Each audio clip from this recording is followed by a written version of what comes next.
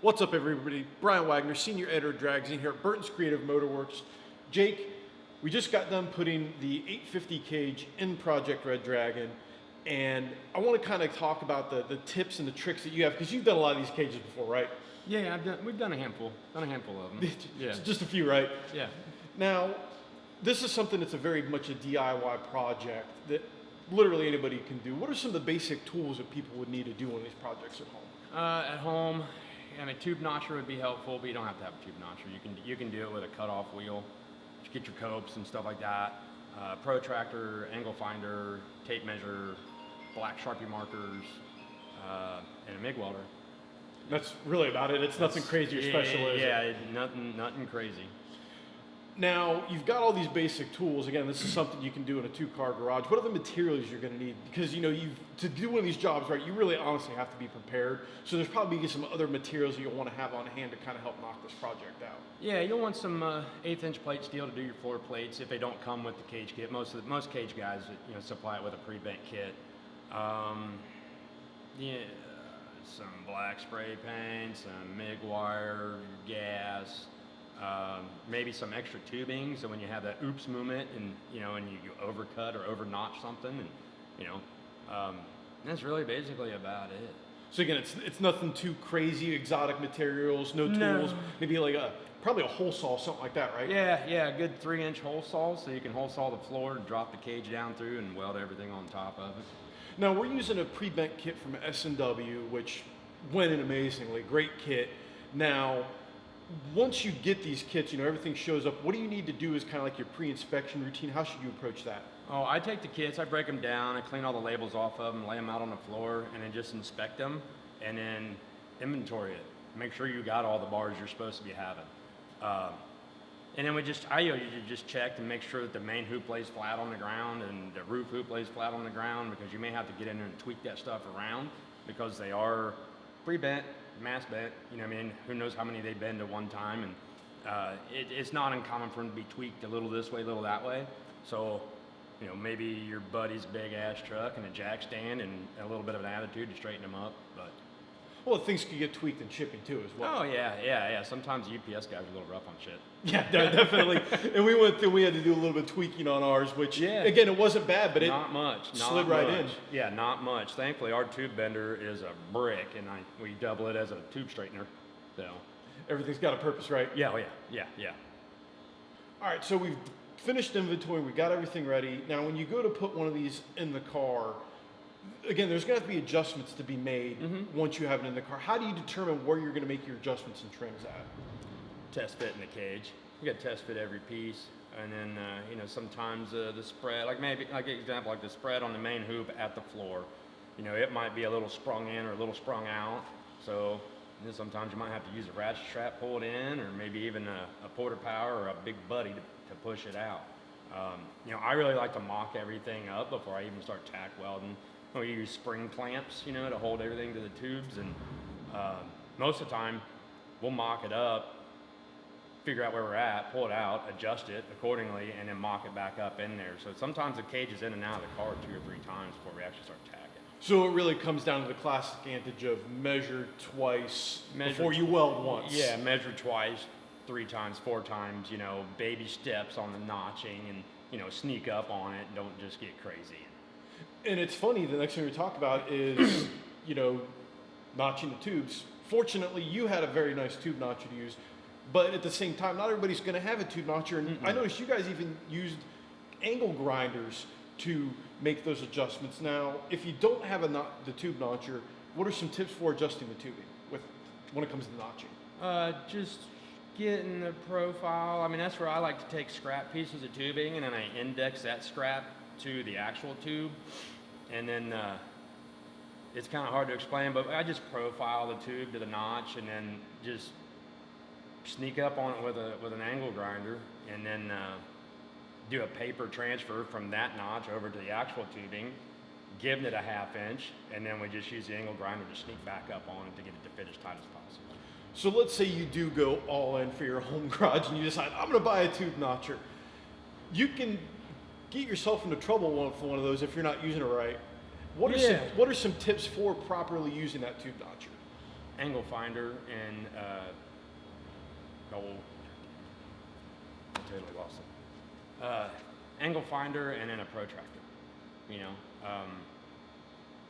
And then indexing the tube correctly. You know, the angle finder is going to tell you either, you know, when you're doing two tubes and you got a left and a right, you're just going to mirror the degrees from the one to the other. And like I said, just sneak up on it, baby steps. You know, if you know you got to be here, bring it back a 1/4 inch and then just test fit it and sneak up on it so you get the best fit possible if you're not gapping it. So again, it comes down to just sneak it in, you pull it, because I noticed that's again something you guys did. You did a lot of test fitting as you're going through the process. You'd notch it a little bit, pull it back, notch it to make sure that it was going to slide in there right. Yeah. I mean, you want everything to fit as tight as possible. You know, I mean, you don't want to just because you know how to use your welder and this and that and the other. You don't want to use it to fix your mistakes. I mean, it's there to hold the tubing together, not fill shit. Yeah. You don't want to have to worry about filling the Grand Canyon. No, because honestly, that makes for a shitty weld. And then, you know, on the inspector's side of it, he knows that. They're not stupid. You know what I mean? They know you just bought that shit at Harbor Freight and it's the first time you turned it on. They know. They can smell through bullshit. All right, so one of the big problems people I think they'll run into is the roof hoop when they're putting the car. You know, that's one of the kind of the little tickle points that even S&W mentioned to us. You know, what are some tips about getting that roof hoop in the right way? Man, just the same as I said before, you know, it comes longer than what it needs to be, honestly. And then you just gotta have, I mean, it'd be helpful if you had 1 or 2 buddies there, and then even a monkey on a stick to help hold the bar up, and then measuring the main hoop, find center, measuring the width of the roof hoop, transfer that measurement onto the main hoop so you know where your landing zones are gonna be, and then just sneak up on the notch. You know, just take a little at a time until you get the forward portion of the roof hoop in your desired spot. And this is something where maybe if you do have friends you don't wear, I've seen people use ratchet straps. That can be a pretty good tool to use to kind of get it where you need it. I've gotten very familiar with using ratchet straps to hold tubing in place and then pull tubing back where I want it and stuff like that. The monkey on a stick is really, really cool. You know, it's just almost like a hood prop rod. You know, use several of those and hold the stuff up where you need it. It's like your third arm, really. Yeah, and it comes down, that's something you have to, it's very important to have that set right, because then that sets the stage for the rest of the roll cage. Right. Yeah, I mean, the main hoop, or the headache bar or whatever, I mean, that's your starting point, and if the roof hoop isn't correct, then everything from there on out is just going to be wasted. Now, what are some things that people need to kind of keep aware of to avoid some danger points that, you know, you've either seen other people experience or you've experienced yourself? Working yourself into a corner. You know, you really got to be methodical about it and just take your time mocking everything up. Once you get everything mocked up in there, like I said, I use the spring clamps a lot of times to hold everything in place, and then stand back, think about it. You know, like say when you're welding the roof hoop to the main hoop, knock the A-bars out, let it lean forward, get around the top, this, that, and the other. I mean, you just gotta be mindful about what you're doing. I mean, sometimes it's easy to get really excited and you just start burning shit in, and then you're like, how am I gonna get to the top? How am I gonna get here? How am I gonna get here? And that's where we hole saw the floors on a unibody car.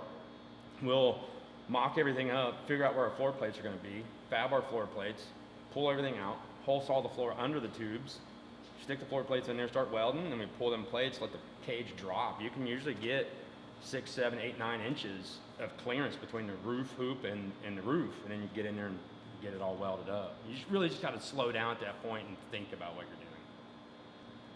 All right, now, you kind of alluded to it there, that there are some tricky parts to these cages sometimes you got to deal with. It's a game sometimes. Now, how should you kind of approach things when you're welding stuff in? What's the best way to do it before you start the final process? Is just tack stuff in? Is that how the best way to avoid some of these tricky areas?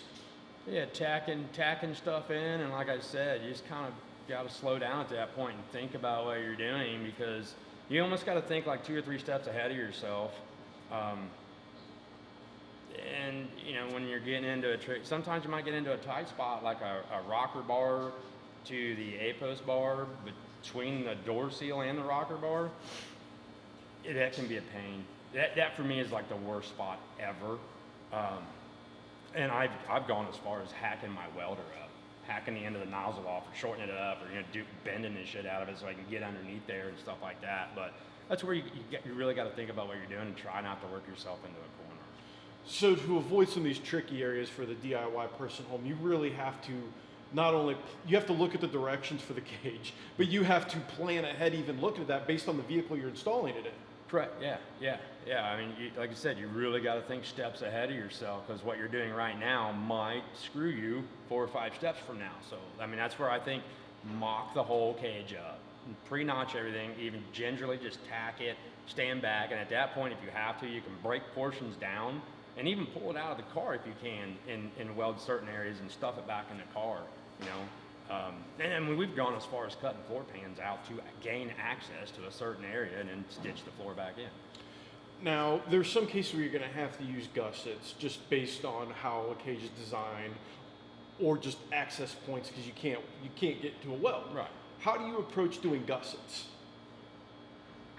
It's last ditch effort. You know what I mean? I don't like to use the gusset to accommodate not being able to get all the way around the tube. I like to use a gusset for what a gusset is for, and just to brace it up. You know, I still feel like you need to weld all the way around that tube. But if you can't, you know, I know NHRA has predetermined lengths and diameters and this and that and the other on the gussets. Yeah. So it's a matter of, you know, if you've got to do it, you've got to do it to the letter of the law and make sure that you're welding them in properly, just like anything else. Correct. Yeah, I would try my damnedest not to use a gusset as a crutch, because I can't get all the way around there. I would spend hours trying to figure out how to get around there before I jump to, I'll slam a gusset in there, that'll do it. It's not the desired effect. No, not for me. Some guys are totally cool with it. I'm not. I'd rather get all the way around that tube and add a gusset. Now, the last thing we'll talk about, you know, when it comes to DIY tips, are the landing pads for these roll cages. You know, what are some tips for putting those in? Because that's kind of a art and a science, isn't it? Yeah. Oh yeah. It definitely is. I think taking your time forming the plates, because I mean most of them are just hot rolled plate steel, 1/8 inch. They form really easy, even if you don't have a press brake or something like that. A bench vise, a big hammer, and an attitude, and a little bit of time, get it to just contour the floor as much as possible. So when you start welding it in, the gaps between your floor plate and the floor are minimum. And then don't even be afraid, like, you know, if you have one ledge hanging out, to fabricate a box to enclose it, to drop it down to the floor, rather than taking a 15-pound sledgehammer and beating the shit out of it. And it looks like hell. It looks bad. Plus, it's that much more. It's probably a lot stronger to do the whole boxing in and adding those right kind of welds, because when you beat on metal, it changes its strength and how it reacts to things. It definitely does, and it just doesn't look professional. It just, you know. And that's something too with those floor plates, is you have to tack those in almost right from the beginning, so then you can set the stage for the rest of the roll cage to make sure it's even. So it's pretty important to get those right. Oh yeah, definitely. You want to get them as centered up as much as possible on your tubes, and then like we always tack them in, and because there's a hole saw underneath of it. So once we get the cage all built, you know, we bust those tacks loose, pull them plates out, and let the cage drop so we can get all the way around the dude. So that being said, once you slide the plate in, it's nice if the plate has a home that it just drops right back into. You know, I mean, you're not beating the hell out of it. So overall, people shouldn't be afraid to do one of these at home, especially with a high quality pre-bent cage, because really sometimes you don't have to make minimal adjustments with these. Yeah, I mean, you might have to straighten the tube up, this, that, and the other, but like people like S&W, they've been at it for a while. All their Bing cards for, man, I don't know if I've ever done one of their cages that wasn't on the money, you know? So I would not, I mean, for the novice guy at home, I wouldn't be afraid. If it got any kind of mechanical ability at all, it's totally obtainable. There you have it, folks. Don't be intimidated to do a roll cage. We got some great tips here from Jake about how to do it. We'll have some more in the article, so make sure you check out the article on dragzine.com.